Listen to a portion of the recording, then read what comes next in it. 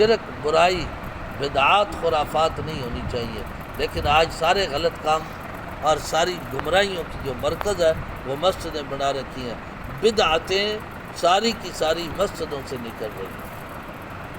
شور شرابے، بے دینی، غلط گمراہی کی باتیں لوگوں کو دین میں لپیٹ کر دی جا رہی ہیں، اور مسجدیں جو اللہ کے لیے بنائی گئی تھی، اللہ کے خالص دین کے لیے، وہاں یہ ساری خرافات چل رہی ہیں۔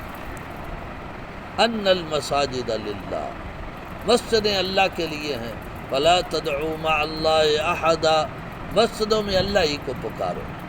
یہی وجہ ہے کہ مسجد کے اندر کوئی اعلان کرنا اپنی ذات کے لیے جائز نہیں۔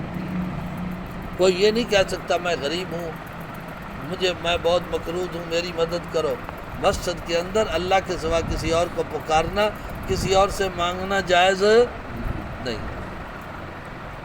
یہی وجہ ہے مسجد میں سوال ممنوع ہے، ناجائز ہے۔ مسجد میں آ جائے بلکہ بددعا دی جو اپنی گم شدہ چیز مسجد میں آ کے تلاش کرے اور اعلان کرے کہ میری گم شدہ چیز مجھے دے دو، لوگوں سے مانگے، اس کی نہ ملے، مسجدوں میں اعلان نہیں کروانا چاہیے۔ کئی دیہاتوں میں تو اعلان ہوتے ہیں مسجدوں میں گم شدہ چیزوں کے، یہ بالکل غلط ہے۔ بہرحال یہ جو مسجدیں ہیں وہ اللہ کے لیے ہیں، وہاں صرف اللہ ہی کو پکارا جائے، اللہ ہی سے مانگا جائے، اللہ ہی سے دعا کی جائے، اللہ کے علاوہ اور کسی سے مت مانگا جائے، یہ جائز ہے۔ یہ جو سوالات کرتے ہیں مسجد میں کھڑے ہو کر مانگتے ہیں، یہ کبیرہ گناہ ہے۔ دیکھو اللہ کو کتنی غیرت آتی ہوگی کہ میرے گھر میں کھڑے ہو کر میرے بندوں سے مانگ رہے ہیں، اور میرے بندے سارے نماز پڑھنے آئے ہیں، میرے سامنے ہاتھ پھیلا کے یہ مجھ سے مانگ رہے ہیں اور یہ ان سے مانگ رہا۔ یہ تو بالکل ہی الٹ کام ہے، اس وجہ سے منع کیا جاتا ہے۔ فرمایا کہ مجھے اللہ نے یہ بھی کہا ہے کہ مسجدیں اللہ کی ہیں، اس میں صرف اللہ کو پکارو، اللہ کے سوا کسی سے دعا نہ کرو، کسی سے مت مانگو۔ وَأَنَّهُ لَمَّا قَامَ عَبْدُ اللَّهِ، اور فرمایا کہ جب اللہ کا بندہ کھڑا ہوا، يَدْعُوهُ، تاکہ وہ اسی اللہ کو پکارے۔ جب اللہ کا ایک بندہ یعنی حضور صلی اللہ علیہ وسلم وہ کھڑے ہوئے اور انہوں نے حرم میں کھڑے ہو کے کہا صرف اللہ کو پکارو، اللہ کے سوا کسی اور کو مت پکارو۔ قَادُوا يَكُونُونَ عَلَيْهِ لِبَدًا، قریب تھے کہ یہ لوگ اس کے اوپر لپٹ پڑے اور جھپٹ کے سارے اس اللہ کے بندے کو ہجوم کر لیا اور تکلیف پہنچانی شروع کر دی، یعنی حضور کے مخالف کھڑے ہو گئے۔ اور حضور کا جرم کیا تھا؟ صرف یہ کہ اللہ کے سوا کسی کو نہ پکارو، یہ اللہ کا گھر ہے۔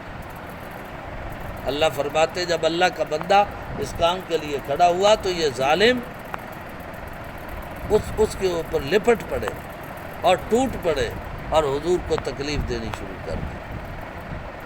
قل، اے میرے نبی یہ کہتے پھریں جو چاہیں، آپ اعلان کر دیں، انما ادعو ربی، میں تو صرف اپنے رب کو پکاروں گا، اس کے سوا کسی اور کو نہیں پکاروں گا، اسی سے مانگوں گا، اسی سے سوال کروں گا۔ ولا اشرک بہ احدا، اس کے ساتھ میں کسی کو بھی شریک نہیں کروں گا، اللہ ہی سے مانگوں گا، اللہ کے سوا کسی سے سوال نہیں کروں گا۔ یہی وجہ ہے نبی علیہ السلام نے ایک دفعہ اپنے صحابہ سے فرمایا، اے میرے صحابہ تم میں سے جو مجھے یہ ضمانت دے اللہ کے سوا کسی سے کوئی سوال نہیں کرے گا، میں اسے جنت کی ضمانت دیتا ہوں۔ تو صحابہ اکرام نے یہ بات طے کر لی کہ اب ہم نے اللہ کے سوا کسی سے نہیں مانگنا کچھ۔ پھر یہ ہوا، حدیث میں آتا ہے جن صحابہ نے حضور سے یہ بات طے کی تھی، معاہدہ کیا تھا کہ ہم اللہ کے سوا کسی سے نہیں مانگیں گے، تو صحابہ کہتے ہیں ان صحابہ کا اگر کوئی کوڑا یا چابک بھی سواری پر سوار ہوتے ہوئے زمین پر گر جاتا تو وہ کسی کو نہیں کہتے تھے کہ مجھے اٹھا کر دو، بلکہ نیچے اتر کے خود اٹھاتے تھے، بلکہ ان کا یہ ذہن تھا کہ کہیں اس معاہدے کی خلاف ورزی نہ ہو جائے، اللہ کے سوا کسی سے اتنا سوال بھی نہیں کرنا، حالانکہ یہ جائز تھا، یہ ممنوع نہیں تھا۔ ما تحت الاسباب، کسی سے کوئی چیز مانگ لینا یہ گناہ نہیں، ما فوق الاسباب ممنوع ہے۔ جو کام بندوں کے اختیار میں نہ ہوں ان کاموں کا بندوں سے سوال کرنا یہ منع ہے۔ مثلا روزی دینا کس کا کام ہے؟ صحت دینا کس کا کام ہے؟ موت و حیات، نفع اور نقصان دینا کس کا کام ہے؟ اولاد دینا کس کا کام ہے؟ یہ ساری چیزیں اللہ کے ہیں۔ ایسی چیزوں کا سوال اگر بندوں سے کرے تو یہ ممنوع ہے، لیکن یہ جو ہم ایک دوسرے کی ضرورت کی چیزیں دوسرے سے مانگ لیتے ہیں یہ منع نہیں۔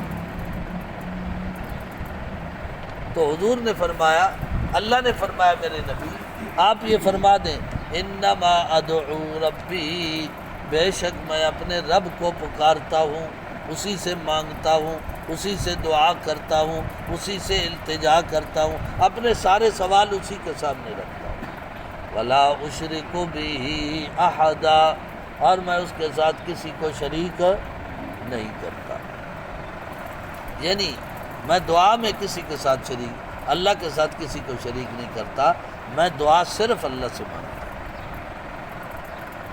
ایک تو یہ تعلیم دے دی، اور اے میرے نبی ان کو یہ بھی فرما دیں، قل انی لا املک لکم ضرا ولا رشدا، میں اگرچہ اللہ کا بڑا نبی ہوں، تمام انبیاء کا سردار ہوں، میری بڑی شان ہے، لیکن یاد رکھو لا املک لکم ضرا ولا رشدا، میں تمہارے ضرر اور بھلائی کا مالک نہیں ہوں، میں بھی تمہیں کوئی ضرر اور بھلائی نہیں پہنچا سکتا۔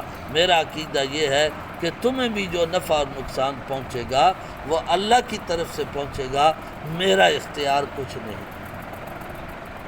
میرا بھی کوئی اختیار نہیں۔ حضور سے اعلان کرانے کا مقصد یہ ہے کہ حضور سارے نبیوں کے سردار ہیں، سارے ولی بھی بعد میں، سارے نبی بھی بعد میں، سارے اللہ کے پیارے بعد میں، حضور سب سے اونچے۔ حضور سے اعلان کرا دیا، اے میرے نبی آپ اعلان کر دیں تاکہ آپ کی امت کو پتہ چل جائے، اگر نبی کسی کے نفع نقصان کے مالک نہیں تو اور کون ہو سکتا ہے؟ کوئی پیر ولی بزرگ ہو سکتا ہے؟ کوئی نہیں ہو سکتا۔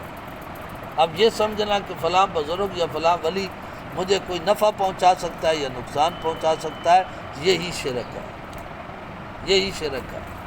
قل فرما دیجئے انی لا املک لکم، بے شک میں نہیں مالک تمہارے لیے ضررن کسی ضرر کا، ولا رشدن اور نہ ہی کسی بھلائی کا، میں نہ تمہارے نفع کا مالک ہوں نہ تمہارے نقصان کا مالک ہوں۔ تمہارے نفع نقصان کا مالک اللہ ہے، وہی جب چاہے تمہیں نفع پہنچائے، جب چاہے نقصان پہنچائے۔ یہی ہدایت کا مرکزی عقیدہ ہے، یہی توحید ہے، یہی سیدھا راستہ ہے۔ فرمایا جو اس پر قائم ہے وہ سیدھے راستے پر ہے۔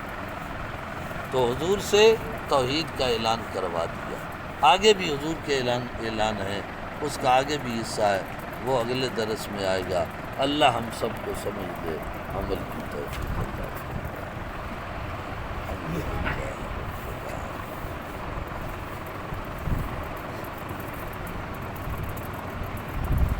اللہ